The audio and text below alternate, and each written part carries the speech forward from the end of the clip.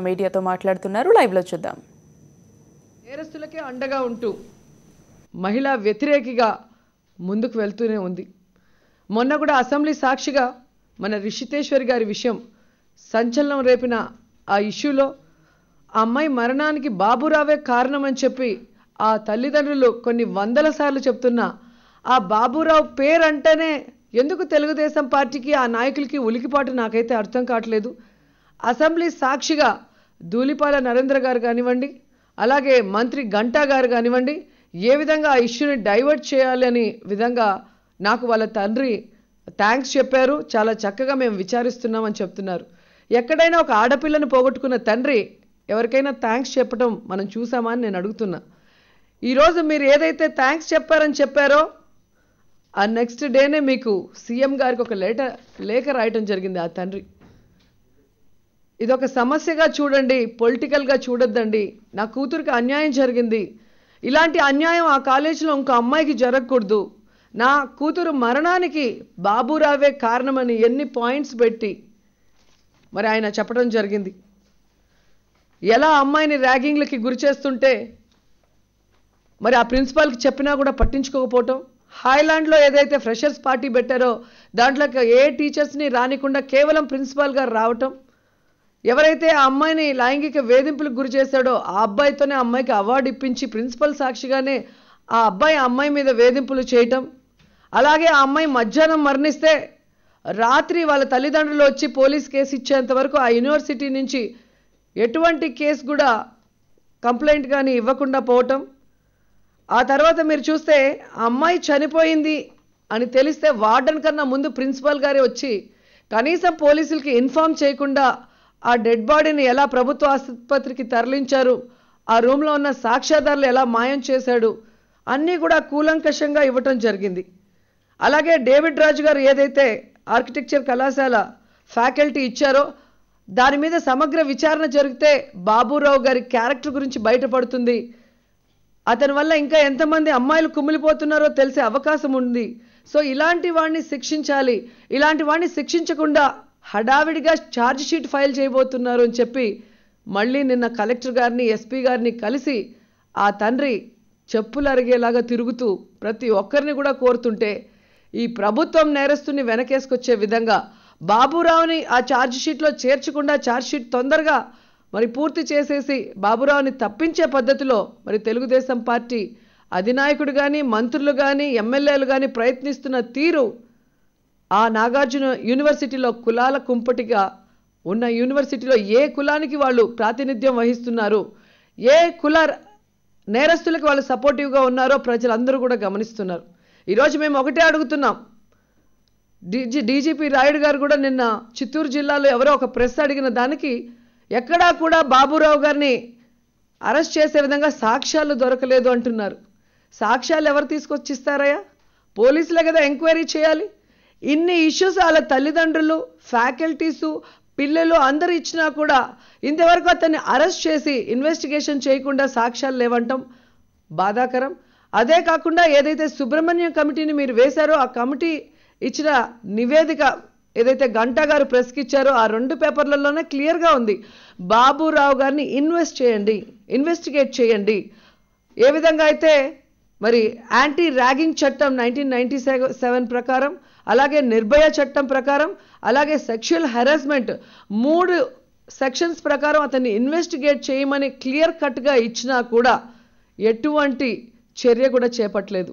ఈరోజు ఎంత దౌర్భాగ్యమైన పరిస్థితి అంటే ఈరోజు ఆ సుబ్రహ్మణ్యం కమిటీ ఇచ్చిన నివేదికని ఆమోదించడానికి కూడా ఈ ప్రభుత్వం వెనకాడుతోంది. అంటే ఆ నివేదికను ఆమోదిస్తే దాంట్లో ఉన్న విషయాలన్నీ కూడా బయట పెట్టాల్సి వస్తుంది, ఈ ప్రపంచానికి తెలియజేయాల్సి వస్తుంది.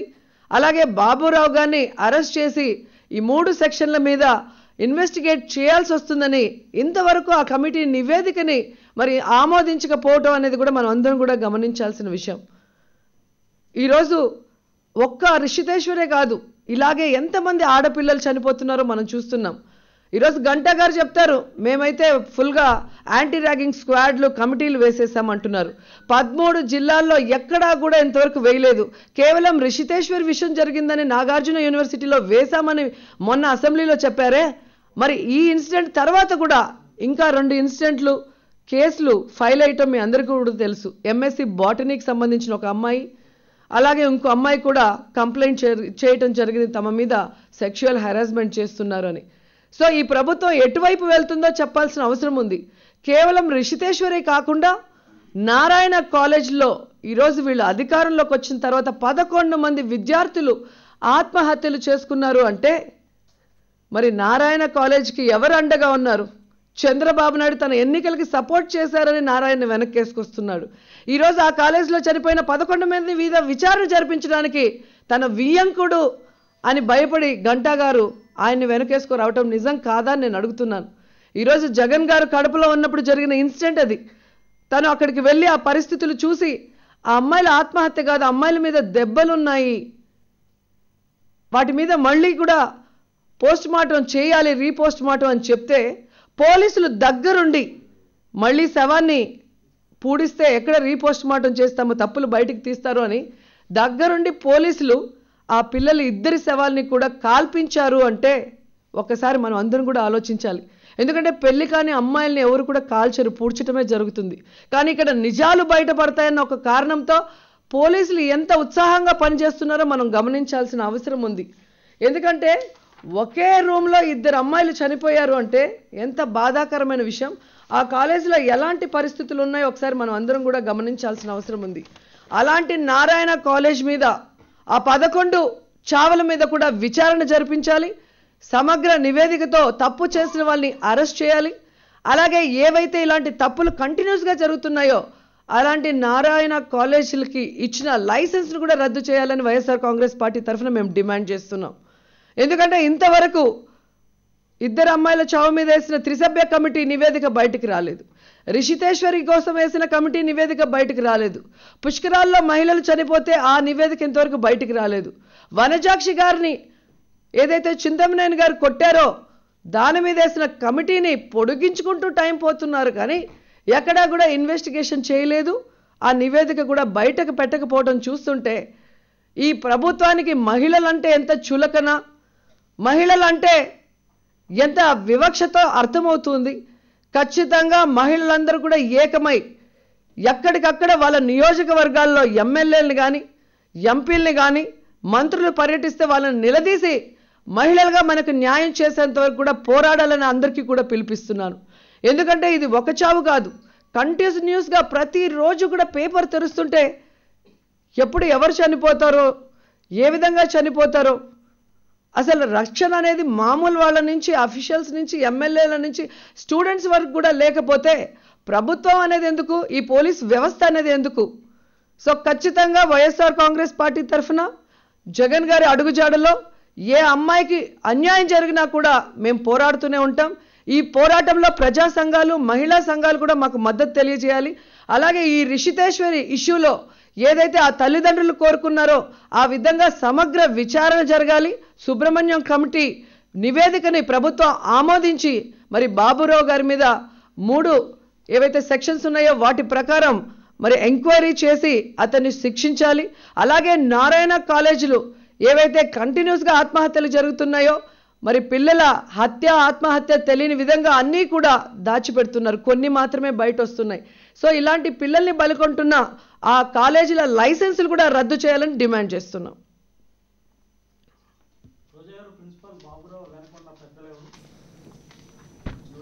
ఆ విషయం అసెంబ్లీలో కూడా అడగటం జరిగింది. ఎందుకంటే ఏదైతే రాజధాని భూముల కోసం ప్రతిరోజు హడావిడిగా తిరిగే పత్తిపాటి పుల్లారావు గారు కానివ్వండి, అలాగే దేవినేని ఉమా గారు కానివ్వండి, అలాగే నారాయణ గారు కానివ్వండి, ఎందుకు ఈ విషయంలో కనీసం ఒక్కసారి కూడా యూనివర్సిటీకి రాలేదు మీ జిల్లాలో జరిగినప్పుడు అని అడిగాను.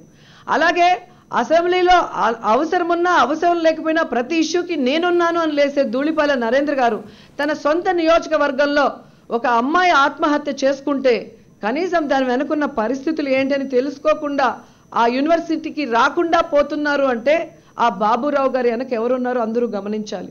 ఎందుకంటే అసెంబ్లీలో స్పీకర్ గారే చెప్పడం జరిగింది, ఇది ఇంతటితో ఆగాలి, ఇక మీదట ఇలాంటివి జరగకుండా చూసుకోండి, సమగ్ర ఇన్వెస్టిగేషన్ చేయండి అని ఒక స్పీకర్ గారు చెప్పినా కూడా ఆయన మాటని గౌరవించలేదు అనేది ఆ తర్వాత జరుగుతున్న వరుస సంఘటనలు బట్టి తెలుస్తోంది.